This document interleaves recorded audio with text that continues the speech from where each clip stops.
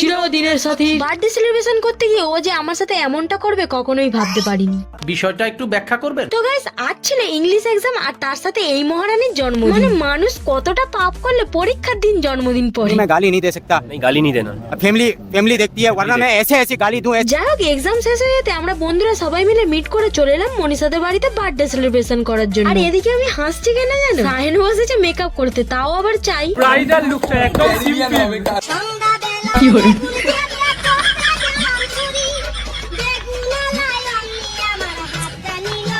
যাই হোক গাইস, অনেক ইয়ার্কি হয়ে গেল, চলো এবার কেকটা কাটা যাক। কেকটা কাটার পর আমি যে প্রথম প্রতারণার শিকার হব বুঝতে পারি, তাই এর প্রতিশোধ নেওয়ার জন্য আমি এক এক করে সবার মুখে কেক লাগতে শুরু করলাম। শুধু মনীষাকেই খুঁজে পাচ্ছিলাম না। কিছুক্ষণ খোঁজার পর দেখি মালটা খাটের নিচে লুকিয়ে আছে। ও মনে হয় আগেই বুঝে গিয়েছিল কেক কাটার পর আমরা এইভাবে হোলি খেলবো। যখনই খাটের নিচে ঢুকে মনীষাকে কেক মাখাতে যাবো, ঠিক তখনই আমার মুখে আবারও কেক লেপে দিল। साला ये दुख का खत्म नहीं होता बे।